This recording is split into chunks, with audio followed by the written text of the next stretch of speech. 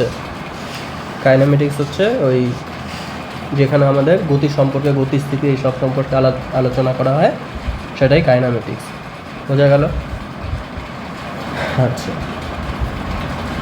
Actually আমাদের গতিবিদ্যা যেটাকে বলা হয় সেটাকে ডাইনামিক্স বলা হয়, ঠিক আছে? ডাইনামিক্সের মধ্যে দুটো ভাগ হয়, একটা হচ্ছে কাইনেমেটিক্স আর একটা কাইনেটিক্স। কাইনেটিক্স মানে ওখানে একটু ব্রডার জিনিসটা, ঠিক আছে, আর এটা একটু ন্যারোয়ার।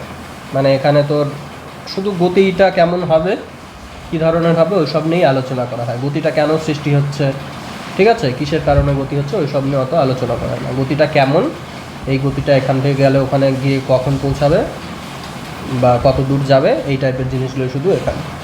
এবার আমি যদি বলি গতিটা কেন হচ্ছে, এখান থেকে ধাক্কা দিলাম, এখান থেকে এই করলাম সেই করলাম, ওই জন্য এই জিনিসটা চলতে শুরু করলো, ঘুরতে শুরু করলো, ওই জন্য যাচ্ছে, এগুলো কিন্তু এখানে আলোচনা করা হবে না। এখানে খুব সিম্পল জিনিস আলোচনা করা হবে। আচ্ছা, কাইনামেটিক্স যেটা আছে তা সেটাকে তোর দেখ এনসিইআরটিতে দুটো চ্যাপ্টারে ভাগ করে দিয়েছে।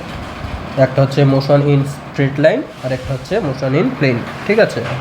আর টপিকগুলো সবই আছে এনসিইআরটিতে, এখানে আছে কিন্তু মানে নিটের সিলেবাস, এটা নিটের সিলেবাস, ঠিক আছে, এনএমসির দ্বারা যেটা দেওয়া হয়, আর এটা হচ্ছে এনসিইআরটি। দেখ তাহলে মোশন ইন স্ট্রেট লাইন আর কি বললাম, মোশন ইন প্লেন, ঠিক আছে? তো এখানে প্রথমেই আমরা দেখব কি ফ্রেম অফ রেফারেন্স কি, তারপর এই মোশন ইন স্ট্রেট লাইনের মধ্যে দেখব ওই স্পিড আর ভেলোসিটি, এগুলোর মধ্যে পার্থক্য কী, এক্সেলারেশন জিনিসটা কি, বিভিন্ন গ্রাফ দেখব, ঠিক আছে? তারপর কি দেখব, বিভিন্ন ইকুয়েশান, যে ইকুয়েশানগুলো দিয়ে আমাদের কোনো একটা বস্তু কখন কোথায় থাকবে সেগুলো আমরা জানতে পারবো সহজেই। বোঝা গেল? মোশন ইন প্লেন যে আছে সেখানেও এই জিনিসগুলোই শিখব, কিন্তু তার সঙ্গে আরেকটা জিনিস যেটা খুব ইম্পর্ট্যান্ট শিখতে হবে, ভেক্টরস জিনিসটা গোটা ফিজিক্সে মানে সব কিছুতেই এটা লাগবে। ভেক্টরস এমন একটা জিনিস, বোঝা গেল?